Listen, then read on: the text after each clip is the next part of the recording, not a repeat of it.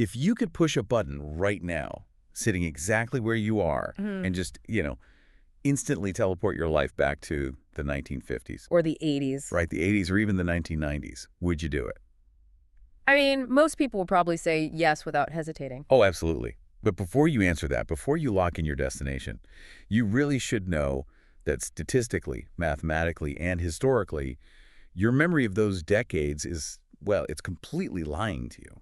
It is the ultimate human illusion. We wear these incredibly thick nostalgia goggles. We really do. We remember the aesthetics of a time, the pop culture, the neon, the music, the feeling of being a kid, and we mistake that curated highlight reel for the actual visceral, lived reality of the human beings who were existing inside those systems. Which is exactly why we were stripping those goggles off today. Welcome to our deep dive. Glad to be here. Let's get into it. So, you constantly hear people arguing about which era was the best. You scroll through your feed, and there's always that pervasive, heavy narrative that things used to be so much better. Right. Or conversely, that the past was a total nightmare and we are at the absolute pinnacle of human existence right now. Exactly.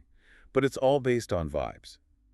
Today, we have a massive stack of research centered around a meticulously detailed, data-backed analytical framework titled Ranking the Decades. And this document is exhaustive. It is. Our mission for this deep dive is to objectively rank the decades from the 1900s all the way to the 2020s. We aren't looking at who had the best movies. We are looking at actual, measurable human flourishing. And defining flourishing is where this gets incredibly complex. Because how do you weigh a booming euphoric stock market against a completely fractured, distrustful society? Yeah, that's tough. Or how do you weigh the invention of a life-saving antibiotic against the daily, grinding reality of a global war? You can't just look at GDP or technological milestones and call it a day. Right, which is why the methodology here is so rigorous. The data scores every single decade across 8 distinct, heavily researched factors. Which probably lay out. Definitely. Yeah. I want to lay these out right at the top so you, listening right now, know exactly what the scoreboard looks like. Go for it. We're measuring material stability, physical safety, health, freedom and inclusion, institutional trust, social health, meaning and identity, and finally, future trajectory. What's fascinating here is that this specific matrix forces us to look past the surface reality of an era. It doesn't just ask, were people rich? Right. It asks, how did the underlying institutions function? Who was deliberately excluded from that wealth? What was the baseline anxiety level of the average person walking down the street? Trying to get the whole picture. Exactly. It attempts to measure the emotional and structural tone of an entire 10-year span. Okay, let's unpack this. Because before we can start throwing out scores out of 10 and revealing the absolute best and worst decades in modern history, we really have to wrestle with how this scoring system fundamentally works. It is a bit different from what you'd expect. Yeah, and I'll be honest, when I first looked at this, I wanted to push back. The way quality of life is defined here completely upends the standard history textbook approach. It does, because standard history textbooks are usually written from a singular, dominant perspective. But the winners write the history. Exactly. The first major hurdle in diagnosing the health of a decade is establishing the scale of analysis. A decade can be an absolute economic miracle in one sense and a total dystopian nightmare in another.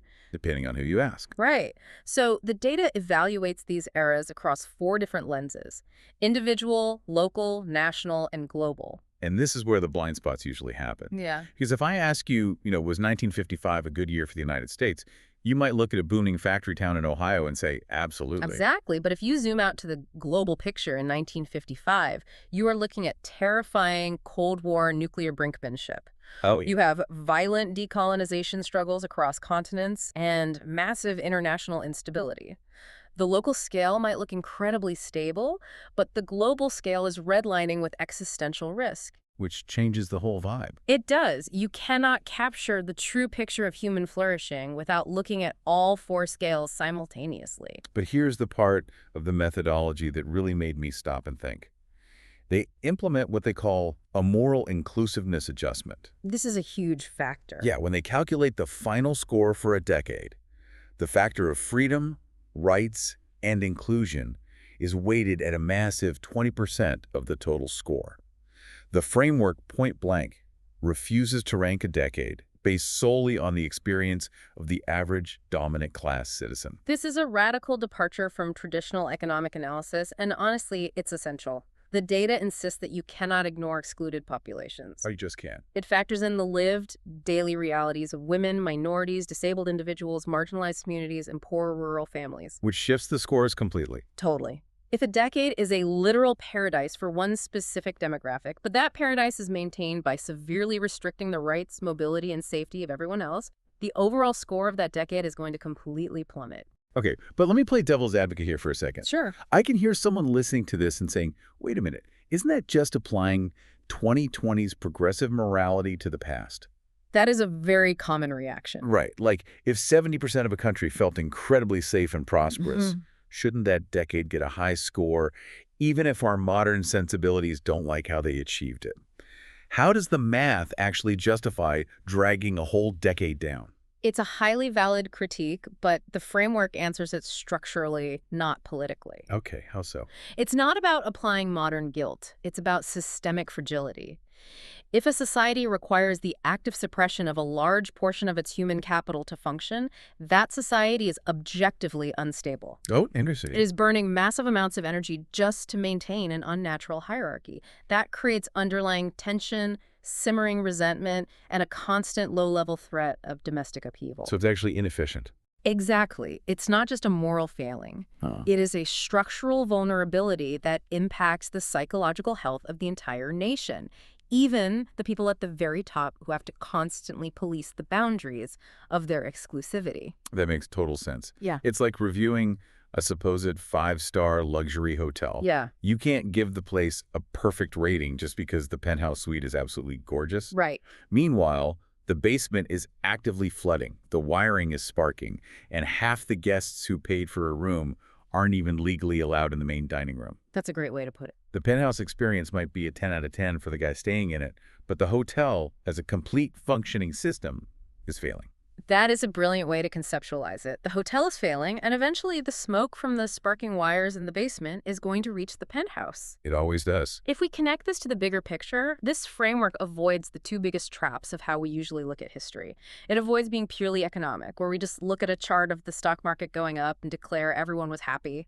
And it avoids being purely doom-driven, where we only focus on the tragedies. By weighting meaning and identity at 10%, alongside things like physical safety at 15% and material stability at 15%, it's trying to capture the whole human being. Right. Material stability is your day-to-day reality. Like, can I afford housing? Does my wage actually cover my groceries? Exactly. Physical safety is, am I going to be drafted into a war? Is crime rampant in my neighborhood? Health is 10%, focusing on longevity and disease. And then there's institutional trust, which is 10%. Do I believe the banks and the government won't collapse tomorrow? Social health is 10%. Like, do I have a community? And then there's future trajectory at 10%. Future trajectory is perhaps the most fascinating metric. Oh, totally. It asks, is this decade actually building a foundation for something better? Or is it just cannibalizing its resources and quietly setting the stage for a massive collapse in the next decade? It's the hidden superpower factor of a successful era. So now that we have the matrix, let's look at the scoreboard.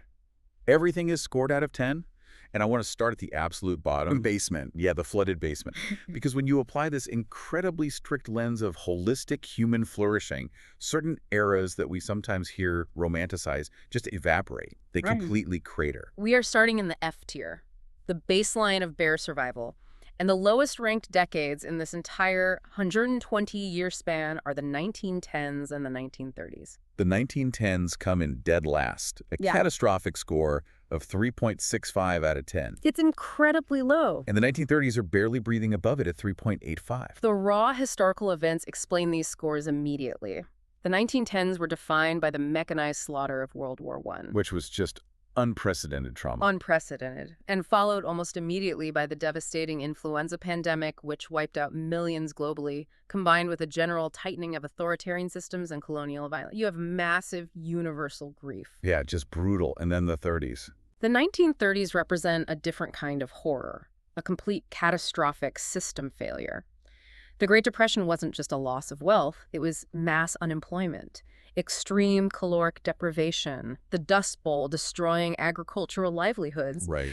and the rapid, terrifying rise of radical extremism that would eventually plunge the globe into another war. Sometimes you hear stories about the 1930s, like people say, well, we didn't have any money, but the neighborhood really came together. We shared what we had. Right, the resilience narrative. Exactly. And there's this temptation to find the silver lining of community resilience. But the data shows that the baseline of daily survival was just too severe. It really was. The anxiety of not knowing if your children would eat tomorrow completely overrides any localized social bonding. It was an era of raw desperation. Desperation destroys meaning. Moving slightly up from that absolute bottom, we hit the D tier. These are decades characterized by the data as simply difficult. Difficult is a polite word for it. Very polite. This is where we find the 1900s with a score of 4.62 and the 1940s with a score of 4.50. Okay, I want to plant a flag here and really dig into the 1900s first, because I hear this exact sentiment all the time. Oh, the romanticizing. Yes, people, especially when they are burned out by modern technology, will romanticize the turn of the 20th century. They talk about simpler times. They picture small towns, knowing your neighbors, a life connected to the lands before everything got so fast and noisy and digitized. It's the pastoral fantasy. And the data acknowledges that the 1900s were highly inventive. The Wright brothers, the proliferation of electricity. Right. But under this strict framework of human flourishing, that simpler times nostalgia completely shatters. People romanticize the close-knit community aspect while totally erasing the horrific, punishing physical reality of the era. The baseline health conditions were unimaginably weak by today's standards. Right. If you actually teleported to 1904, it wouldn't be a quaint carriage ride. It would be cholera. Exactly. It would be 14-hour back-breaking shifts in a textile mill with zero safety regulations. Precisely. You are looking at entrenched, unbridgeable inequality. Child labor was rampant and normalized. There is a profound lack of basic sanitation for massive portions of the global population. It's terrifying to think about. It is. A simple cut on your hand could result in a fatal infection. Women had incredibly high mortality rates during childbirth. The physical toll, the biological tax of just keeping your body alive was incredibly harsh. Life wasn't simpler. It was infinitely more dangerous and exhausting. But I want to push back on the other D-tier decade, because this is the one that really shocked me. The 1940s. A score of 4.50. This one surprises a lot of people. Wait a minute. The 1940s gave us what we literally call the greatest generation. Especially in the United States, this is viewed as the absolute pinnacle of moral clarity. Right. The country banded together, defeated global fascism, rebuilt the world order, and experienced massive industrial mobilization. How on earth can a decade with that much profound meaning and heroism rank in the bottom-tier D category alongside the cholera-infested 1900s? It is a phenomenal question, and it's where the brilliance of this data really shines through. The analysis makes a vital surgical distinction. It points out that the 1940s were, and I want to quote the methodology directly here, heroic in retrospect, brutal in practice. Heroic in retrospect. Yeah. Brutal in practice. Man, that is heavy. It changes everything about how we view history. The data argues that, as human beings, we admire the 1940s because endurance stories are how we cope. We look back and compress immense, unimaginable suffering into profound narrative meaning. Right, we just see the highlight reel. We see the triumphs, we see the VJ Day kiss in Times Square. But if you are actually standing inside the year 1943, living through it day by agonizing day, the document describes the actual lived experience of the 1940s as grim competence under furnace conditions. Furnace conditions. Think about what a furnace actually does. It burns, it consumes, it melts things down. Exactly. Total global war is an engine of devastation. Even if that war ultimately builds long-term national capacity in places like the U.S., or even if it unites the public against a common enemy, the daily psychological and physical reality is terrifying. Yeah, you're just trying to survive. But physical safety scores absolutely plummet. The material stability is constrained by severe rationing, the draft, and constant mobilization. The grief is universal. Every single community is losing young men. Living under furnace conditions, no matter how stoically and competently you handle it, is still a terrifying, low-quality, daily existence for the average individual. That distinction is everything. We're confusing the narrative, meaning we assign to their sacrifice, with the actual quality of the life they were forced to live. Yes. They didn't have high quality of life. They just handled a horrific quality of life with incredible resilience. But resilience isn't the same as flourishing. You don't want to live in a furnace, even if you admire the steel that comes out of it. Exactly. The story we tell about a decade to comfort ourselves is often entirely disconnected from the objective, daily reality of living inside it. Which transitions us perfectly to the next tier. Because it's easy to see why global wars, mechanized slaughter, and massive economic depressions sink a decade to the bottom of the list. That's obvious. Right. But what happens when a decade looks absolutely perfect on paper, but is secretly hiding massive structural flaws? Now we enter the B tier. And this is where the framework takes on what it officially labels the nostalgia traps. We are talking primarily about the 1950s and the 1980s. These are the heavy hitters. If you ask a random person on the street to pick a decade to time travel to, they're almost certainly picking one of these two. Without a doubt. But in this objective ranking, they only land in the middle to high pack. They do not break into the top tier. The 1950s score is 6.35, and the 1980s score is 6.33. They are practically tied. Let's break down the 1950s first, because the data calls this the strongest nostalgia-driven challenger in the entire data set. The 1950s possess an incredibly powerful, seductive narrative. Coming out of the furnace of the 40s, the 50s felt orderly. Right. They felt remarkably prosperous, and they possessed what the data calls extremely high social legibility. The rules of society were crystal clear, material stability was high, you had a booming post-war economy, the rapid expansion of the middle class, and rising homeownership. It felt like a deep exhale. But there's a massive but here. A massive one.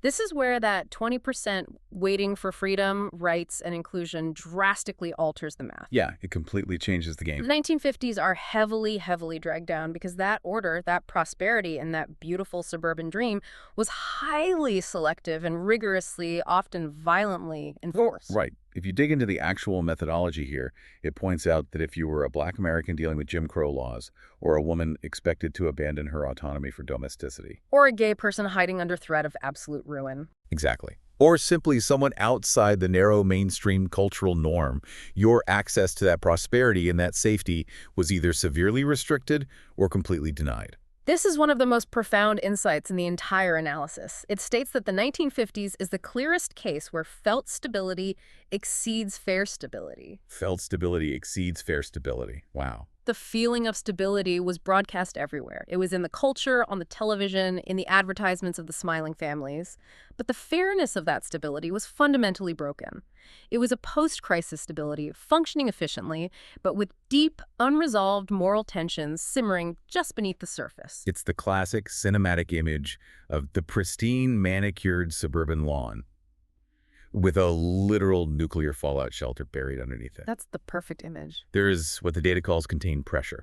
You have the apocalyptic Cold War nuclear fear dragging down the physical safety score, and the enforced cultural exclusion dragging down the rights score. And yet, we remain incredibly nostalgic for it. Why? Because, as the analysis notes, human beings are deeply, biologically drawn to clear norms and predictable life paths. We like knowing the rules. Exactly. The psychological comfort of knowing exactly what your life is supposed to look like is intoxicating, even if the rules creating that path are fundamentally unfair to large portions of the population. Okay, so let's jump forward 30 years to the other massive nostalgia trap, the 1980s. It scores a 6.33. High narrative force, massive ambition, the neon aesthetics, the mall culture, the beginning of real technological momentum with early personal computers. The culture was incredibly loud and outwardly confident. The 1980s represent a post-chaos consolidation. Coming out of the fragmentation, the inflation, and the institutional distrust of the 1970s, the 80s projected immense, almost aggressive confidence. Yeah, everything was big. Big hair, big money. Think of the Morning in America narrative or the rise of Wall Street culture. But the data makes a very sharp observation. It notes that during this decade, society performed success harder than they actually resolved underlying problems. So what does this all mean? If I'm looking at the numbers for the 80s, it's like buying a brand new imported sports car on a massive high-interest credit card. Yes.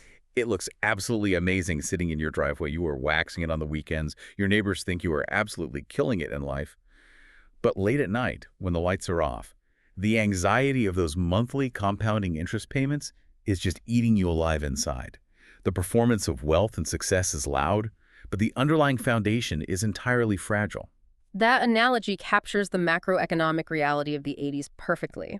The framework notes that while national confidence rebounded and the stock market soared, wealth inequality deepened dramatically. Right. You had a culture of performative success masking real inner anxiety. You had the hollowing out of industrial manufacturing, the devastation of the crack epidemic in urban centers, and the beginning of a massive debt cycle. The institutional trust began to rely heavily on market performance rather than actual localized social cohesion. Think about your own social media feed today. The way people curate their lives on Instagram to look perfectly wealthy and happy while secretly being stressed and in debt. We are still doing exactly what they did in the 80s, just on a digital micro scale. The 80s was the macro version of an influencer's Instagram grid. That is a very accurate parallel, and I think it's crucial to look at how the data treats both of these nostalgia traps. It doesn't moralize, it simply applies the math. Which is what makes it so useful. Right. It points out that true top-tier human flourishing requires both robust material wealth and inclusive rights and social cohesion. You can't just have forced conformity like the 50s or performative wealth like the 80s and call it a perfect decade. It really exposes the mythology. Mm-hmm. And just to touch on the connective tissue between those two eras, the 1960s and the 1970s. Yes, the data calls the 1960s the wild card decade. It scores a 6.22, so just behind the 80s. The 60s are incredibly complex narratively. They are highly unstable, divisive, and often frightening if you were living through the assassinations, the Vietnam draft, the riots. The safety scores dip hard. Yeah, the stability and safety scores take a massive hit. But it scores incredibly high, subjectively, because, as the data phrases it, it is morally alive. It was a decade that violently and necessarily expanded who got to count as fully human in public life. High highs meaning low lows and stability. And then the hangover of the 1970s, scoring a 6.05, it was messy, distrustful, and inflationary. But the document notes it possessed a grim honesty. It didn't fake coherence like the 50s or the 80s did. It laid the institutional failures bare. Okay, so those mid-century and late-century decades generally had high coherence. They had clear cultures, clear mainstream narratives, but they suffered from deep structural flaws in either exclusion or economic foundation. Right. But now, we are going to fast forward to our modern era, and the script flips completely upside down. We're entering a world where we have undeniably high capability, but almost zero coherence. Let's talk about the absolute paradox of the 21st century. This is perhaps the most revealing and culturally relevant section of the entire analysis. We need to compare the 2010s directly with the 2020s, because understanding the contrast between these two decades explains exactly why we all feel so completely exhausted right now. The scores here are going to deeply surprise people. And frankly, they frustrated me at first. The 2010s rank surprisingly high. They land in the B tier with a score of 6.40. It's a high score. That means, according to this data, the 2010s actually beat the 1950s and the 1980s. Meanwhile, the 2020s, at least the first half that we looked through so far, have plummeted down to the C tier with a dismal score of 5.22. Let's start with that surprisingly high score for the 2010s, because I know it feels counterintuitive. When I first read the ranking for the 2010s, I thought there was a flaw in the algorithm. I thought the same thing. I had to reread the methodology 3 times to understand why it beat the 80s. But when you look at the objective, macro measures in the framework, the 2010s benefit from incredibly strong global health metrics, a massive historic expansion of minority and LGBTQ rights and visibility, a recovery to low unemployment by the end of the decade, and enormous democratized technological access. On paper, statistically, it is a period of steady recovery and growth. Are you kidding me? I lived through the 2010s, the 2016 election cycle, the culture wars, the rise of algorithmic outrage. It was a psychological nightmare. How does the math justify putting that above the 50s? This is exactly the friction the data highlights. The document explicitly points out that while the objective metrics were rising, the subjective experience was exhausting. And this brings us to a crucial foundational concept the source introduces: cognitive load. Cognitive load. Okay, explain exactly how this works, because I feel this in my bones. Cognitive load is the key to understanding modern distress. The framework notes that people feel like modern times are infinitely worse than the past because we are infinitely more aware of the world's problems. Oh, because of the internet. Yes. Biologically, the human brain evolved to process the social dynamics and threats of a local tribe of maybe 150 people. In the 2010s, the smartphone and social media effectively wired our ancient brains into the curated successes, tragedies, and outrages of 8 billion people simultaneously. So it's an evolutionary mismatch. Completely. Comparison is no longer local. It is global. You aren't just comparing your house to your neighbor's house. You are comparing your life to the top 0.1% of the most beautiful, wealthy people on Earth, broadcast into your palm 24/7. It's exhausting just thinking about it. It is. Your identity, your political beliefs, your mistakes are constantly exposed and judged on a digital stage. I really want to press on this because it's the defining paradox of our lives. We have literal supercomputers in our pockets. We survived a once-in-a-century global pandemic largely through the rapid sci-fi development of mRNA vaccines, Which is a technological miracle. a miracle that would be unfathomable in the 1910s. Society, by every objective measure, is more inclusive, offers more legal protections, and has less global poverty than it did in 1955. Why does life right now feel so intensely heavy, so difficult, compared to the memory of the past? Because of the violent divergence between quality of life and quality of consciousness, the data defines the 2010s as a functioning system, cracking underneath. Cracking underneath. Yes, the macroeconomy was technically strong, human rights were expanding, but trust in foundational institutions, the media, the government, academia, was falling sharply. Social media was increasing our superficial digital connection, but it was rapidly destroying our shared reality. So the system worked, but we didn't trust it. The system still fundamentally worked. You could get a job, you could buy groceries, you could plan a life, but it felt psychologically shaky. It was a high capability, low cohesion decade. We had amazing tools, but we didn't agree on what reality was anymore. And then we hit the 2020s. If the 2010s were a system cracking underneath, the 2020s are the system entirely breaking open. Exactly. The 2020s, scoring that very low 5.22, are defined by the data as an era of instability with awareness. You had the pandemic shock, which simultaneously tested global health infrastructure and economic supply chains. It tested everything. Everything. You had a sudden inflation spike, eroding material stability, intense political volatility, challenging institutional trust, and the early, highly destabilizing phase of artificial intelligence entering the public sphere. Multiple major foundational systems were stressed to their breaking points at the exact same time. And the real issue, as the data highlights, is that nothing has fully stabilized yet. In the 2010s, we were anxious about the cracks forming in the wall. In the 2020s, the wall has fallen down, the cracks are wide open, and we are just standing in the rubble arguing about who has the best blueprint to rebuild it. It's a very vivid way to describe it. We're living in a world with maximum capability. The tech is literal magic, the medicine is revolutionary, but we have zero coherence. The cognitive load of constant crisis awareness, of doom scrolling through a polycrisis, is actively destroying our social health and our sense of meaning. We are exhausted not because the world is objectively failing in terms of basic resources or raw physical safety, remember the 1900s and 1940s, but because our psychological systems simply cannot process the constant global influx of uncertainty. We just weren't built for it. We weren't. We have lost our shared baseline of truth. When you don't know what is true, every single decision requires a massive amount of cognitive energy.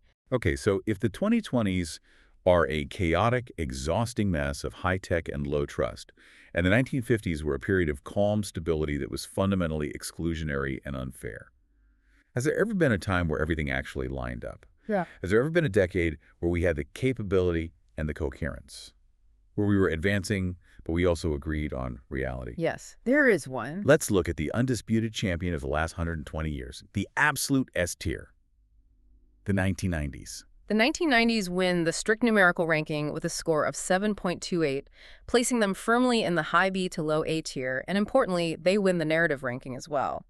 It is the only decade in the entire 120-year analysis that achieves a rare, synchronized alignment across all four major pillars of the framework. Let's list those pillars, because it's essentially a structural miracle that they all hit their mark at once.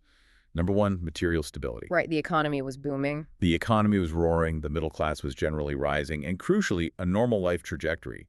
Buying a home, raising a family on a standard salary felt affordable and achievable. Number two is safety. The Cold War ended. The Berlin Wall fell. The crushing existential dread of nuclear annihilation that haunted the 50s, 60s, and 70s faded away.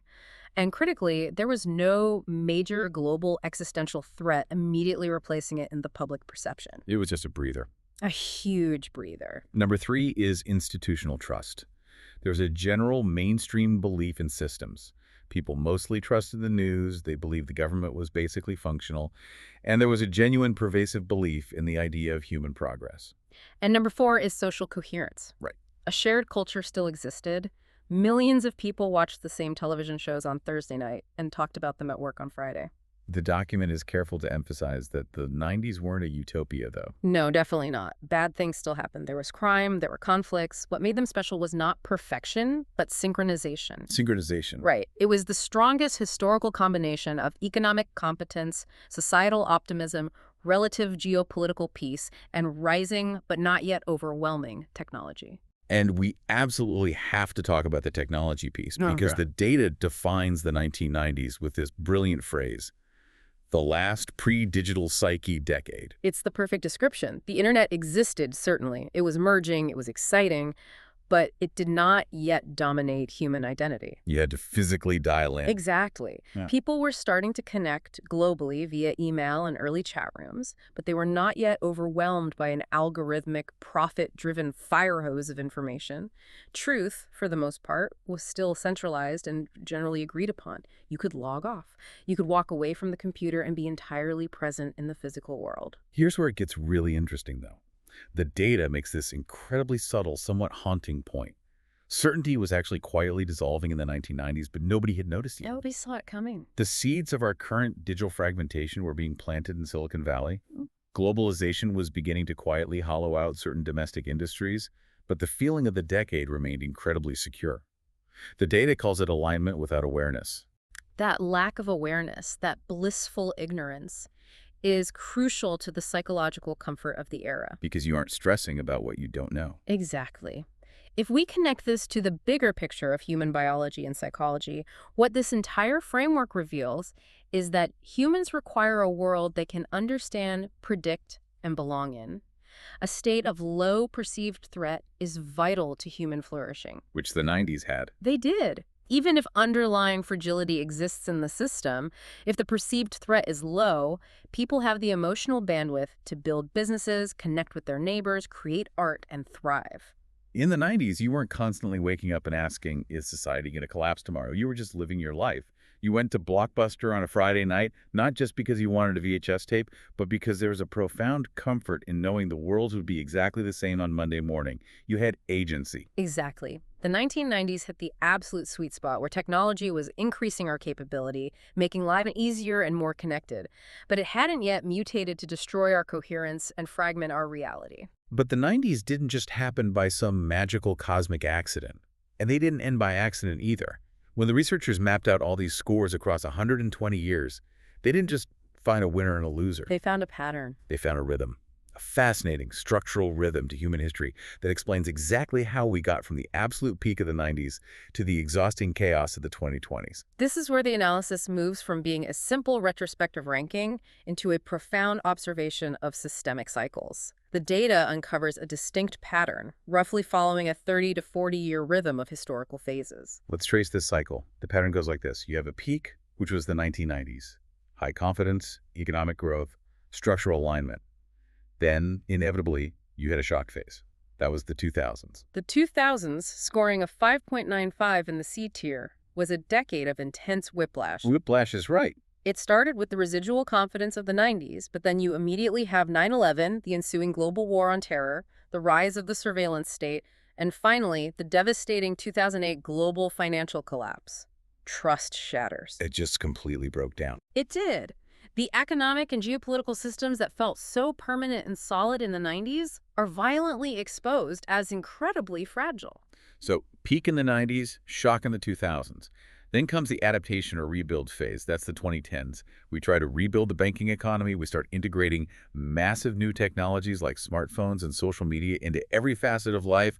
We expand civil rights. We actively try to adjust to the new post-shock reality. But during that rebuild, new unforeseen underlying problems emerged, specifically around digital identity, algorithmic truth, and societal cohesion, which leads us to the next inevitable phase in the cycle, After the rebuild, the contradictions pile up and you get another shock. The 2020s.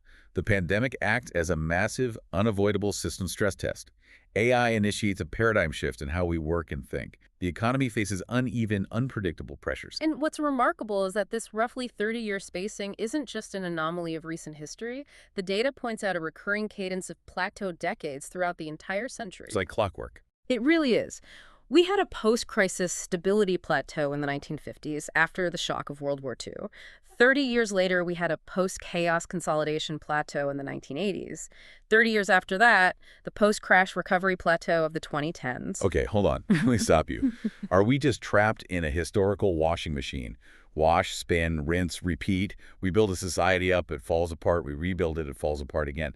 Are we just doomed to endure this endless, exhausting cycle of shocks every 3 decades? Because that is a highly depressing thought. It's very easy to feel that way when you are living inside the shock phase, but no, if we connect this to the bigger picture, it is not a flat circle. It is an upward spiral. An upward spiral. The data explains that this 30-year rhythm isn't magic or fate. It is simply the biological time it takes for a new generation to be born, come of age, and become the dominant force in society. It's the time it takes for institutions built in a prior era to reach functional maturity before their inherent flaws and contradictions finally overwhelm them. Ah, okay. A system matures until its own internal flaws break it. The people who built the institution die off, and the people who inherit it only see the restrictions, not the chaos the institution was originally built to prevent. Precisely. But here is why it is an upward spiral, not a trap. Capability constantly increases. Right. We keep getting better tools. With every single cycle, our technology, our medical science, our overall wealth, and our expansion of human rights reaches a fundamentally higher baseline. The 2010s rebuild was vastly more technologically advanced and inclusive than the 1980s rebuild. So what's the problem? The challenge, the reason the cycle continues to cause these painful shocks, is that our coherence, our shared reality, our trust in each other, struggles to keep up with that rapidly rising capability. Technology always increases our capability faster than sociology can increase our coherence. So the washing machine keeps spinning, but it's moving up a mountain. We get thrown around, but we end up at a higher elevation. That's a fantastic way to visualize it. The 1990s were unique because they weren't just a plateau, they were a true peak. A peak happens when a recovery phase succeeds and no new major disruption has hit yet. You get stability plus optimism. Knowing this cycle exists changes everything about how we look at the future. Yeah. Because if the 2020s are our current shock phase, the disruption era, how do we get out of it? How do we build a future decade that doesn't just stabilize but actually beats the S-tier 1990s? The data actually builds a blueprint for this. It projects forward into the 2030s and 2040s to define what the first true post-fragmentation peak would require. What's the recipe? To beat the 1990s, a future decade needs a very specific, historically difficult combination. High capability, high coherence, low perceived threat, and a believable future. To achieve that, the document argues that 5 major societal systems must synchronize. They have to align perfectly. Let's walk through these because this is essentially the roadmap out of our current chaos. System number 1 is the information system. Right now, in the 2020s, our truth is completely fragmented. Algorithms incentivize outrage because outrage drives engagement and profit. It's all about the clicks. For a future peak to occur, we need what the data calls a good enough truth layer. It doesn't mean a utopian, perfect, absolute truth, but it means reliable, shared baselines. Like just agreeing on basic facts. Exactly. It means artificial intelligence shifting from being a fire hose of synthetic noise and deepfakes to becoming a reliable filter that helps us establish shared facts that the vast majority of people can accept. If we can't establish a shared reality, no peak decade is biologically possible. But a shared truth layer doesn't feed people. The anxiety we feel today isn't just about what we read online. It's the visceral fear of never owning a home or affording a family. Which brings us to system number 2, the economy. This is huge. Currently, the data notes people feel the game is rigged. Housing, healthcare, and education feel painfully, structurally out of reach for too many. For the 2030s or 40s to peak, the equation of effort equals outcome must feel real again. There needs to be a believable mathematical life path. If you work hard, you can build a stable life. System 3 is technology, and this is vital. Right now, technology dominates our attention. It is highly disruptive and constantly demanding. For a peak decade, technology must transition from being disruptive to being completely invisible. I love this concept. Right now, technology is like a loud, obnoxious roommate demanding our attention 24/7. It's constantly pinging, constantly updating, constantly demanding we perform our identities online.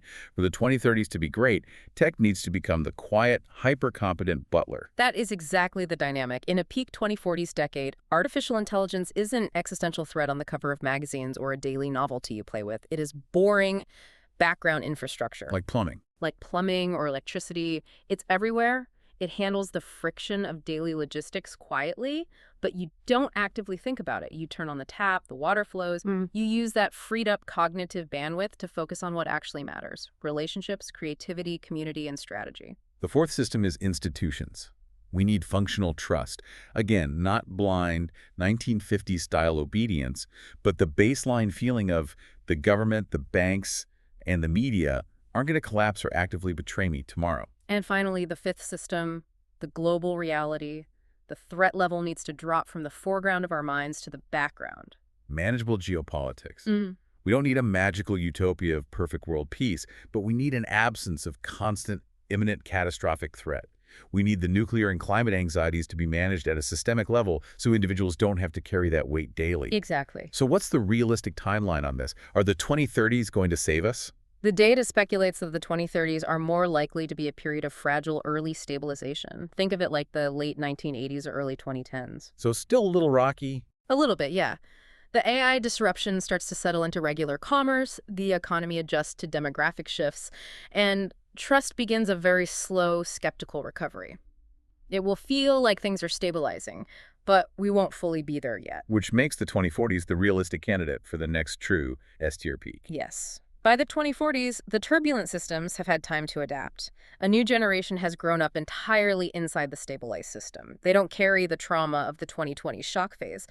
But here is the critical defining difference between the 1990s and this potential 2040s peak. What is it? The 1990s were alignment without awareness. We didn't see the flaws in the system.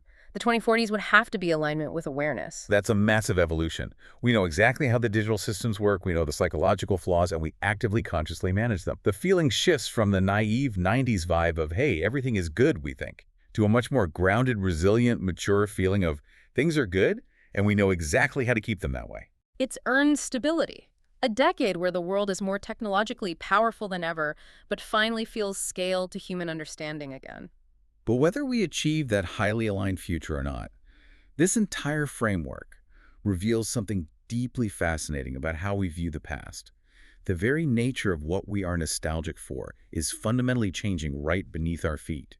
This brings us to a radical redefinition of nostalgia itself. The data dedicates a deeply insightful section to the evolution of nostalgia. It points out that nostalgia is not a static emotion. What a society longs for shifts entirely based on the specific anxieties of their current era. Yeah, let's track this evolution because it maps perfectly onto everything we've talked about. Pre-20th century nostalgia was place-based. During the Industrial Revolution, people missed the physical land, the slower rural life, their physical extended families. Right. Then in the 20th century, it became culture-based. You're nostalgic for the 1980s arcades, the monoculture, the shared TV events, the specific fashion. Then, with the internet, it shifted to being identity-based.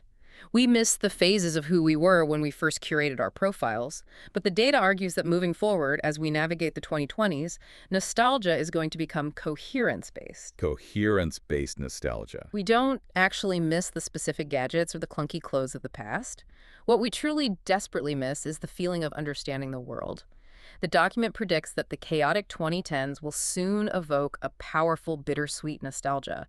Not because they were perfect, we just established they were psychologically exhausting, but because they will be remembered as the last time things felt normal before everything got weird. So when people online are saying, take me back to 1998, they aren't actually sitting around really missing the screeching sound of dial-up internet and the physical chore of driving to a Blockbuster video store in the rain. Exactly. This raises an important question about what our brains are actually doing when we feel nostalgic. We are projecting a desire for psychological safety onto a past aesthetic. Nostalgia tracks stability. We aren't longing for VCRs or flip phones. We are longing for clarity, simplicity, and a human-scale life. We are missing a time when reality felt shared, grounded, and manageable. Every single generation reaches a point where they feel the world made sense before it didn't.